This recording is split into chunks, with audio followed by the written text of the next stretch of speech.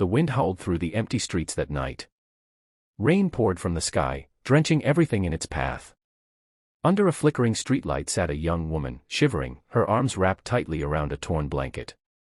Her clothes were soaked, her face pale, and her eyes, filled with exhaustion, looked toward a small diner across the road. Through the glass, warmth glowed, laughter echoed, and for a brief moment, she wished she could step inside. But she didn't. She just sat there, invisible to the world that had long forgotten her.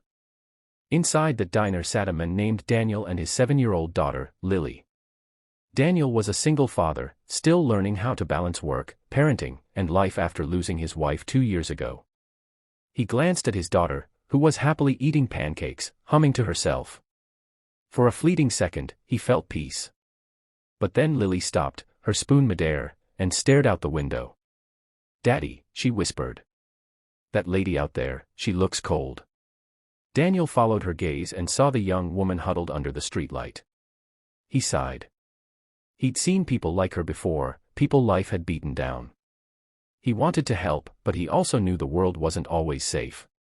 "Sweetheart," he said softly, "we can't help everyone." Lily frowned, her little brows furrowing. "But maybe we can help her."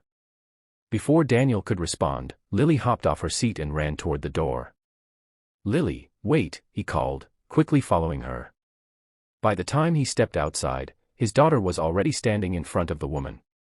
"Hi," Lily said innocently. "Are you hungry? My daddy can buy you pancakes." The woman looked up, startled. Her lips trembled, and she shook her head. "No, sweetie, that's okay," she murmured, her voice barely audible. "I'm fine." Daniel approached slowly, unsure what to say. Up close, he could see how young she really was, maybe mid-20s. Her cheeks were hollow, and her eyes carried the kind of sadness that couldn't be faked. "You okay, miss?" he asked gently. She nodded, though tears threatened to spill. "I'm just trying to stay warm." Something inside Daniel shifted. Maybe it was the way Lily looked at her, or maybe it was because he remembered nights when he felt just as lost, after his wife's death, when grief left him hollow. Without another word, he took off his coat and handed it to her. "Here," he said. "At least wear this." She hesitated, but Lily smiled up at her. "It's okay. My daddy's strong. He doesn't get cold easily." That made the woman laugh softly, a fragile sound, but real.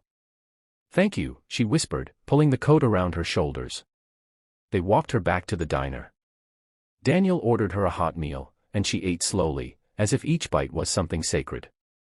Lily kept talking to her, asking her name, her favorite color, if she liked pancakes. Between sips of coffee, the woman said quietly, "My name's Emily." Daniel learned that Emily had lost her job months ago. Her mother had passed away, and with no family to turn to, she'd ended up on the streets.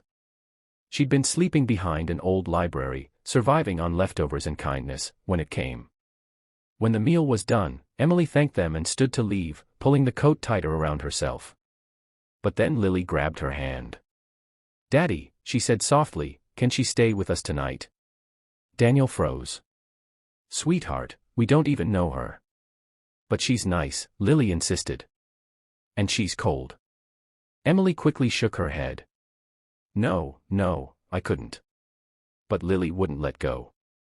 "Please, Daddy." Daniel looked into his daughter's pleading eyes, then at Emily's weary face. He knew what his late wife would have said: if you can make someone's life a little better, do it. "Just for tonight," he said finally. Tears welled up in Emily's eyes. Thank you so much." That night, Emily slept in the guest room, warm, safe, and in a real bed for the first time in months. Daniel made her tea, and Lily insisted on leaving her favorite stuffed bunny on the pillow. When morning came, Emily woke to the smell of pancakes and the sound of laughter. For the first time in forever, she felt human again. Days turned into weeks. Daniel helped Emily find work at his friend's flower shop. She worked hard, always humble and grateful. Lily adored her, often sitting by her side, listening to stories about hope and courage. Slowly, the walls around Daniel's heart began to crumble. He found himself looking forward to seeing her smile, to hearing her laughter fill the house again. But life wasn't done testing them. One afternoon, Daniel received a call from Child Services. A neighbor had reported that he was harboring a homeless woman, suggesting it was unsafe for Lily. The words hit him like a punch to the gut. When Emily found out, she was devastated. "I'll leave," she said, tears streaming down her face. "I can't be the reason you lose your daughter." Daniel shook his head. "You're not going anywhere. We'll figure this out." He stood before the investigator and told the truth, that Emily wasn't a stranger anymore. She was family. She'd brought laughter back into their home.